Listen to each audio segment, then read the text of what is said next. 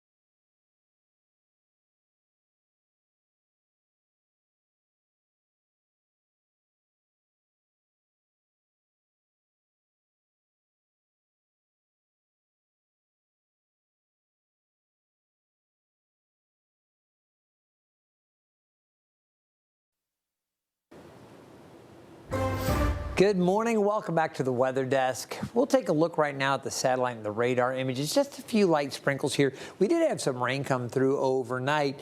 That stuff has moved out, and I think for most of the day we're going to be in pretty good shape. One area that continues to reel, and I'm going to have our full local forecast talk about the heat index values and how hot it's going to feel later today. We've got the heat and humidity, but an area that's just been battered so much here, the Midwest, and specifically areas from Illinois through Indiana into Ohio. They've been dealing with rounds of rain after rain, severe storms. It's been a really rough go over the last several weeks. Powerful storms have once again turned deadly in the Midwest. At least 7 people were killed in Indiana after flooding caused by days of torrential rain. Kat Sandoval has a look at the damage in Indianapolis. This was a catastrophic. 7:30 to 9:30 Saturday morning, it rose 4 feet. David Bartram has lived in this home for more than 30 years, and he hasn't seen nor experienced anything like this. Water from the Ravenswood Lake and White River flooded his home. This is the front door. You can see the water level was at least hip deep. Water rose at least 3 feet inside his home Saturday, lifting his fridge and slamming it to the ground. Heavy dressers, a washer and dryer were knocked over. His bed completely soaked, and there's still water in parts of his home as he walks me through the damage. Years of memories washed away. Right here, and that's being up on 7-inch blocks. This couldn't come at a worse time. David's daughter is getting married this coming Saturday, and some of her wedding flowers floats by. She had her flowers here. We were able to salvage most of those. But yeah, it's just been a rough day. Well, just knowing that those were okay. That was probably my biggest concern. David tells me this has all been emotional. There's nothing, it's just possessions. I have my health, I have my dog, my cat, my family. We have a wedding to look forward to. But through all of this, he is grateful his family is safe and that he has insurance. And he says he's going to rebuild because he loves this community. Outside, neighbors are also trying to make the best of a difficult situation. The Marion County Emergency Management Agency is warning Ravenswood residents to not return to their homes if they're flooded or if there's structural damage. Officials say floodwaters should continue to go down through Tuesday. David and his family have evacuated and are currently staying with his sister.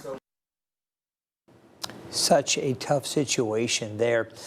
We'll continue to watch that part of the country, and we're going to get into the severe weather outlook. They're actually going to get a break from the severe threat today as we take a look. That threat has shifted down to the south. And right now, the best chances for severe weather, there's a slight risk, a level 2 threat from North Carolina back into eastern sections of Tennessee and the southern tier of Virginia. For our area, I think we're in pretty good shape. Let's take this full because I do want to zoom in specifically to Hampton Roads. We'll take a little closer look at that. You'll notice the areas under that slight risk back around Bristol, back down through Charlotte and Raleigh, south of Roanoke. We've got that. For Hampton Roads, our cutoff for the marginal risk, that level 1 threat, back towards I-95, really out just east of that. We'll say Sussex into Surrey, Southampton here, Hertford County, the western parts of Hertford also under it, but most of our viewing area not even under the marginal risk. You got to get out into that area, central North Carolina and South Boston area. Pick up Raleigh, for instance. Those are the areas that have that greater threat for severe storms. And the only real threat identified by the Storm Prediction Center is some gusty winds. So we could see a little bit of that. Of course, with just about any thunderstorm that pops up, you've got some potential for outflow, but that's our primary concern. Back here in portions of the upper Midwest and into the Great Plains, Nebraska up into South Dakota, southwestern parts of Minnesota and northwestern Iowa, also a slight risk. Here, though, it's not only the risk of wind, but also some hail. They could deal with some of that. You can see some of the communities here under this slight risk and back into Nebraska, North Platte through Kearney and back over towards Norfolk. That's how they pronounce it there. And Valentine, Sioux City, some of the communities that are under the gun there. There's a tornado outlook just slightly elevated, and again, a greater risk of hail for this area. So we'll monitor that. Looking ahead to Tuesday, Iowa, Nebraska, Kansas, and northern Missouri still under that threat of severe weather. So not a lot of change there. I think as we look ahead to Wednesday, you'll see it more concentrated back out to the west. There is a slight elevated tornado risk for that same area. That's for tomorrow, and there's the hail outlook. As I mentioned, on Wednesday, we'll see it concentrated more towards the Front Range and back over eastern Colorado and then into Nebraska. All right, that's the severe weather outlook. We're going to continue to watch all of that. We've got to take another break, though. When we come back, we're going to head over to Indonesia. They're rocking rocked by a powerful earthquake over the weekend. The challenges residents are now facing as the search for survivors carries on.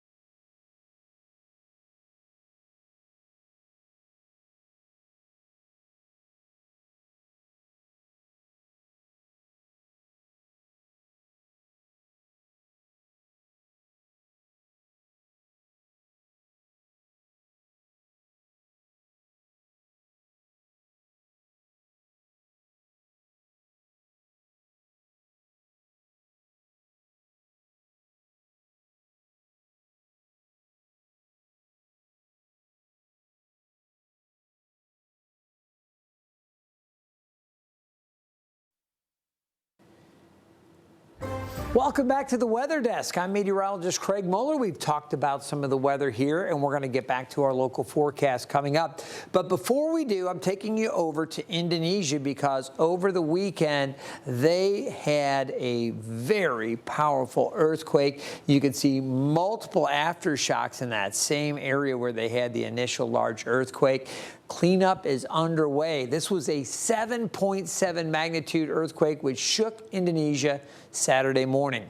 Gage Goulding reports on the challenges residents now face as the government continues rescue efforts. On the island of Flores in Indonesia, this is how thousands of people are now living in makeshift tents lying on the ground. You can see for yourself, we're camping under a tree. So we need more tarpaulin sheets, drinking water, food, children's supplies. We can't have them sick. Some 1,300 homes were damaged or destroyed in a 7.7 magnitude earthquake just off the northern coast of the island. Many are still sleeping when the earth began violently shaking around 6 in the morning Saturday. For those that have a home to return to, it's a question of whether it's safe. At the moment, we don't dare go home just yet because the situation isn't stable. We still worry that there might be more tremors coming. The nation's disaster response agency has set up temporary camps, including makeshift hospitals. They say 18 healthcare facilities were damaged during the quake. It's here we're meeting some of the victims who survived the worst of the disaster. When it shook, I felt I was spinning. I didn't have the chance to get up. Just as I was about to get up, rocks fell on me, on my head, on my legs. I had my 2 kids with me, and we were all buried under the rubble. We were then evacuated by someone. The Indonesian government is now racing to respond. Overnight Sunday, the Indonesian Air Force flew in 50,000 aid packets to the hardest hit areas. But locals say the relief has been slow to arrive.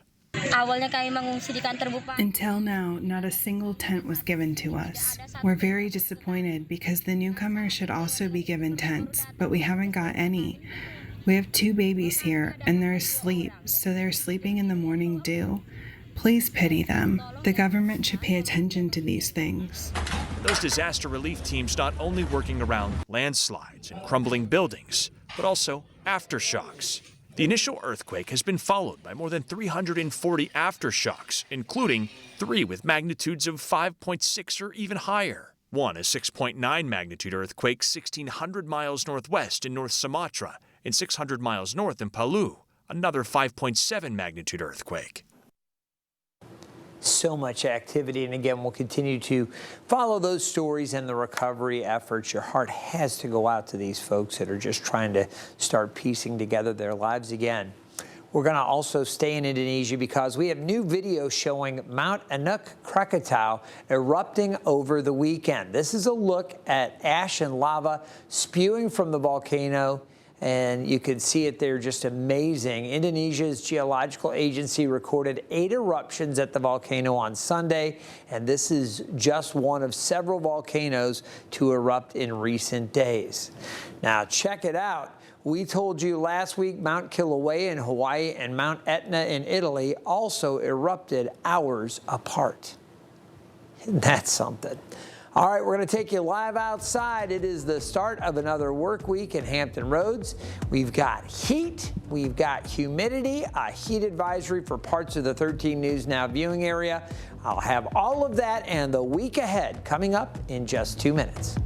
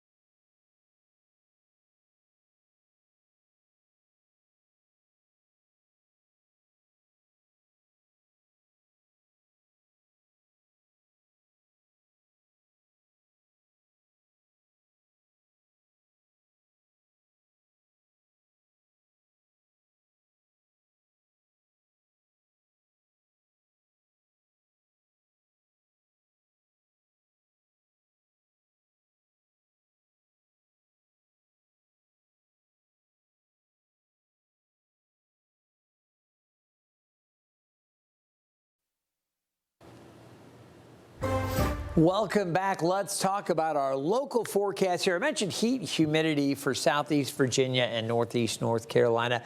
There is a heat advisory that is going to go in effect. It's going to start at 11. It'll run through the afternoon and into the early evening until 8 o'clock. And this is for all of northeast North Carolina from the Outer Banks all the way out to Hertford County. So technically Northampton County not in that, but I would tell you it's going to be pretty warm and pretty muggy down there as well. Heat index values around the Albemarle Sound, I think some areas could feel like 107, 108, something like that. And at the Outer Banks, you know, a lot of times with the ocean waters, you tend to get a little break from some of these heat advisories and things.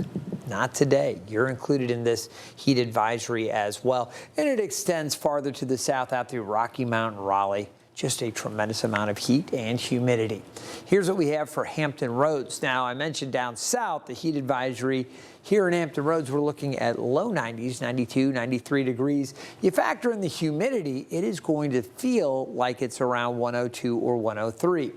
We're going to be a little cooler tomorrow, 89 for Tuesday, 90 on Wednesday, and then 94 on Thursday. After that, if nothing changes with the modeling, we should be able to enjoy some slightly cooler weather. The average high is now 87. So, you know, we're going to be a little bit above average. Obviously, the humidity makes it feel even worse. We still have some high clouds out there. That's the Thompson Creek Window Company sky view. Temperatures upper 70s to low 80s at this time as we approach 9:30 live here.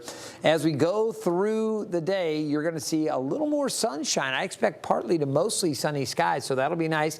We've seen some wet weather this morning. It looks like those showers really never developed. We had a few sprinkles trying to pop up. They're kind of just fizzling out as they're working along. So we should see general clearing for a little while, and then a chance for a few more showers or stray storms heading into the evening. So really didn't see too much development there. As we go into the afternoon and evening, you see that sell off to the north, maybe a few stray showers or storms. This is at 10:45 tonight, so it's possible we could get around, and we'll watch for that. Better chances for severe weather. Remember that out to the west of our area. That wet weather moves out. Tomorrow looks good, a lot of sunshine, but there's a chance for a stray shower, an isolated storm across the area. We'll need to watch. And then as we get into our Wednesday, more sunshine, but hotter. Temperatures close to 90 degrees. At the beaches today, we have temperatures up close to 90 degrees. Skies kind of mixing clouds and sunshine.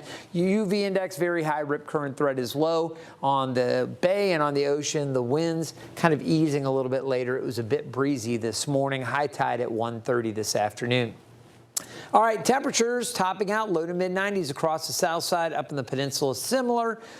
Upper 80s for the eastern shore. Down at the Outer Banks, 91, and we have mid 90s inland. This is where the heat and humidity is. That's why we have that advisory. We want folks to know, heat advisory. Tonight's low near 76, and then tomorrow back up to 89.